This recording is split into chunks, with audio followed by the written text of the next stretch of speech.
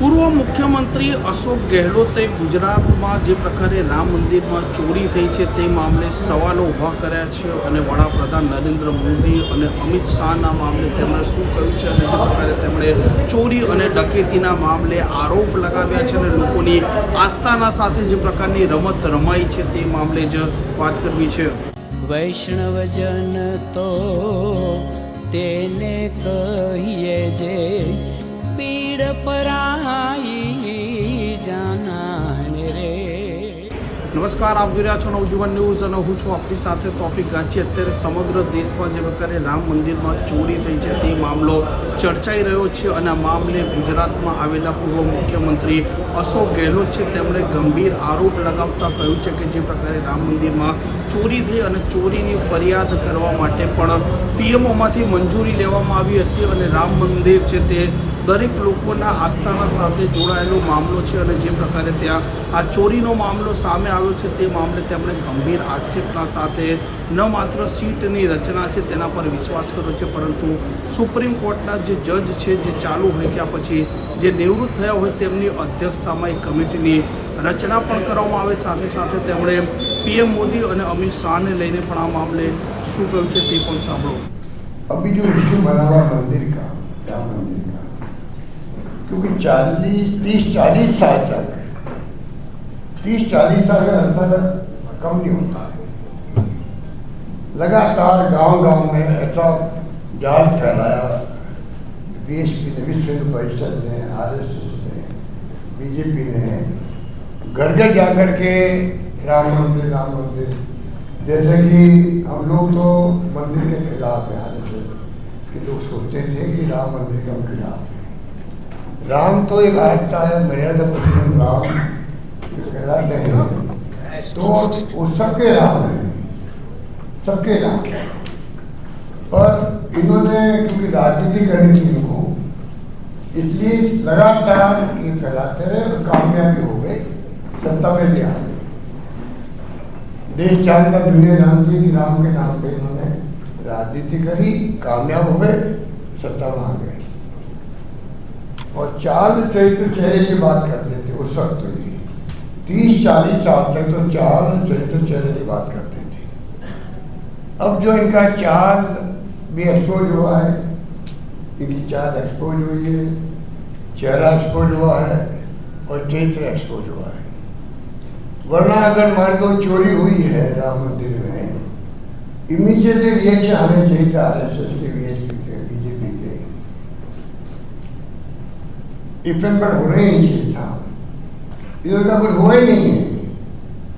बड़ी मुश्किल से एफआईआर दर्ज हुई, एसआईटी पहले बना दी, फिर कुछ लोग अरेस्ट किए. एसआईटी ने जो रिकमेंडेशन की है, हमने जो सुना है, सबको नहीं किया और 8 लोगों ने किया. तो ये जो पूरी तरह से, और 20 दिन लगा दिए आरएसएस ने और बीजेपी ने अपने कमेंट देने के लिए, रिएक्शन देने के लिए 20 दिन लगा दिए. तो कहने का मतलब ये चोरी हुई तो छिपाने झूठ क्या थी. चोरी तो चंदा इकट्ठा करने के वक्त से शुरू हो गई थी, निर्माण में शुरू हो गई, जमीनें खरीदने में शुरू हो गई, चढ़ावा चढ़ने का हो, चाहे दान देने का हो, उसमें चोरी होने लग गई. जानकारी मिलने के बावजूद भी उन्होंने कुछ कहा नहीं. एक रहस्य कार्य क्यों नहीं करते. चंपत राय जी मुझसे मिले थे जयपुर में, मैं मुख्यमंत्री था तब. उनके साथी भी आए थे पहले.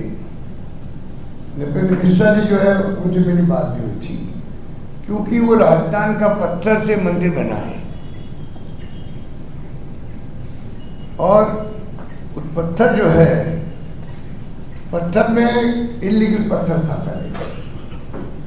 बंजी पालपुर एरिया भरतपुर में उससे इलीगल पत्थर निकाल के ले आना चाहते थे वो, या निकाल के जा रहा था पत्थर. तो मैंने उनको सलाह दी कि देखिए मंदिर का काम है जिसकी आस्था सभी में है, पूरे हिंदुस्तान के लोगों कर रहे हैं. ऐसे पवित्र पावन धाम बन रहा है, उसका पत्थर जो है वो अवैध नहीं जाना चाहिए, लीगल जाना चाहिए. मेरी बात को माना उन्होंने नपेन मिश्रा जी का मेरे पास फ़ोन आया, मैंने पूरा सहयोग किया स्टेट गवर्नमेंट से, पूरी फॉर्मेलिटी करवाई क्योंकि फॉरेस्ट से निकालना था। आप सब पत्रकार मित्र जानते हो कि फॉरेस्ट से निकालने का काम अपने आप में बहुत डिफिकल्ट होता है, असंभव की तरह होता है, क्योंकि मंदिर का मामला था तो पीएमओ भी एक्टिव हो गया और वो फॉरेस्ट एरिया निकल गया, लीगल पत्थर जा करके मंदिर बना है।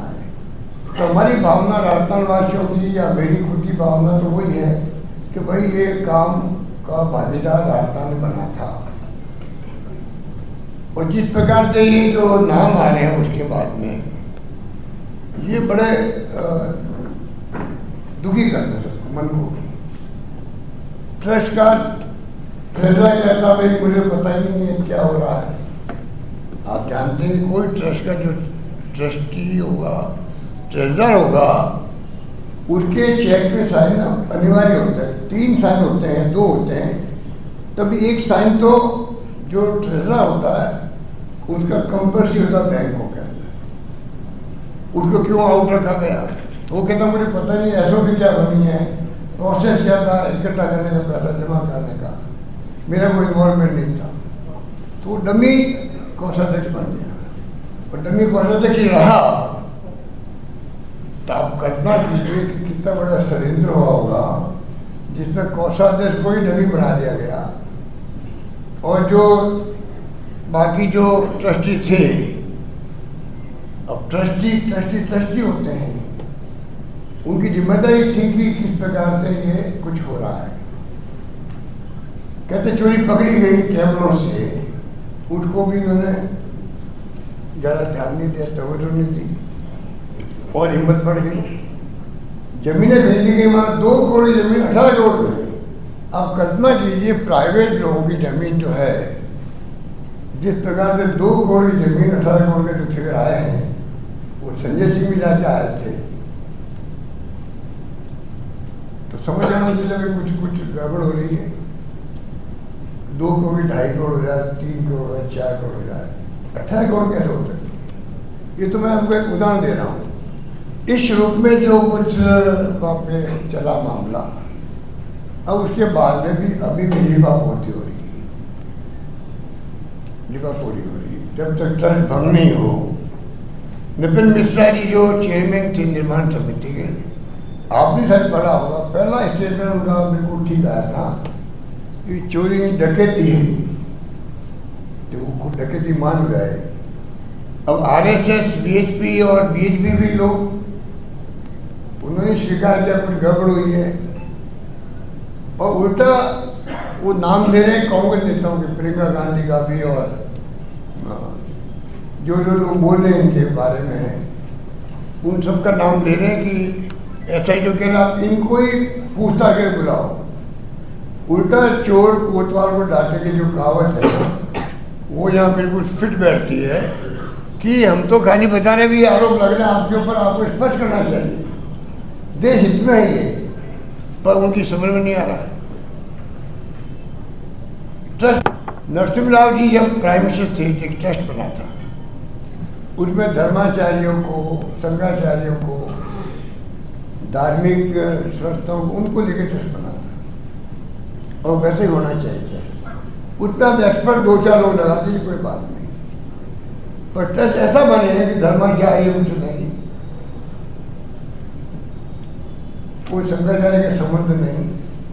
जो फंक्शन में नहीं गए थे, जो उसका उद्घाटन हुआ था, मोदी जी ने किया था, तो जो हमारे देश के जो शंकराचार्य हैं, धर्माचार्य हैं, वो भी जाके इन्वॉल्वमेंट होते हैं उनका, तो ज़्यादा प्रोग्राम की बढ़ती, पर पूरी तरह राजनीति हुई तो पूरा देश जानता है, क्या निकाल सकता नहीं, पर उसकी कोई बात चर्चा नहीं हुई, प्रोग्राम हो गया। और जो खर्चे किए गए वो तो लंबी चौड़ी कहानी है कि 132 करोड़ रुपये खर्च कर दिए गए फंक्शन के लिए, फंक्शन के लिए। तो ये जो हालात सामने आ रहे हैं बड़े डरावने हैं, वो डरावने हैं कि किस प्रकार से जो है करोड़ों लोगों की, क्योंकि आपको मालूम है कि धार्मिक, हमारी हर परिवार धार्मिक होता है, कोई 10 रुपये देता है, कोई 100 रुपये देता है, कोई 1000 देगा, कोई 1 लाख देगा, क्या वो 1 करोड़ दे। आस्था सब चीज़ इक्वल होती है। 10 रुपये देने वाला का भी 100 का भी आस्था उसकी वही होती है जो कि 1 लाख रुपये देने वाले, क्योंकि उसकी कैपेसिटी 1 लाख देने की है। अब जो चोट हुई है चोरी के माध्यम से, वो आस्था पे विश्वासघात वाली चोट, विश्वासघात किया गया और उसके लिए कोई जांच का कोई विषय नहीं आ रहा सामने, SIT बना दी। जब तो कुछ सुप्रीम कोर्ट का जज के सिटिंग हो चाहे रिटायर्ड हो, उसकी अध्यक्षता या मॉनिटरिंग में SIT बने, तब तो दूध का दूध पानी का पानी होगा भाई कि वो पूरी तरह निष्पक्ष होकर जांच करेंगे। SIT किसकी है? यूपी गवर्नमेंट की SIT है। कौन लोग हैं? यूपी गवर्नमेंट के अधिकारी हैं। तो फिर SIT बनाई क्यों आपने? क्यों बनाई SIT? जब तक इसकी FSA जांच नहीं होगी, FSA जांच का मतलब होता है चार्टर्ड अकाउंटेंट को इन्वॉल्व किया जाता है, वो उनके दृष्टिकोण से पूरी जांच होती, तब जा करके ये सामने आता है वास्तव में किन स्तर पर क्या क्या चोरी हुई है, चाहे निर्माण में हो, चाहे जमीन खरीदने में हो। लोग कहते हैं LNT ने ऑफर किया था मैं 1 रुपये के अंदर बना दूंगा, मतलब मैं पैसा चार्ज नहीं करूँगा। उसकी बात नहीं सुनी कि जो स्टेज में आए हैं, ये इस प्रकार की खबरें आती है तो जरा ज़्यादा दुख होता है। एक कोई राठौड़ है, मैं तो जानता नहीं हूँ, कहते हैं उनकी माइंड थी वहाँ पर, तो कहा भाई मैं फ्री में जाना चाहता हूँ मंदिर के लिए। तो उनको कहा कि उन्होंने क्या किया, फ्री लेने की बजाय कीमत बढ़ा करके माइंस की खरीदारी कर दी। तब समझ जाना चाहिए था भाई कोई मामला घर में देखता है, कोई ध्यान नहीं दिया है उनको पर। तो ये जो मैं आपको कहना चाह रहा था कि जो अब डबल इंजन की सरकार तो कहते हैं लोग, पर डबल इंजन तो पता नहीं खराब हो गया है कि इंजन में क्या हुआ है। हालत तो गंभीर लगती है सबको। और एक तो क्या है, वो होम सेक्रेटरी रहे थे S लक्ष्मी नारायण, वो कहते मैंने 5 करोड़ रुपए का जो गोल्ड का मंडित रामचरितमानस दिया, मुझे रसीद नहीं दी गई। पता नहीं कितनी बात है, रसीद नहीं दी गई।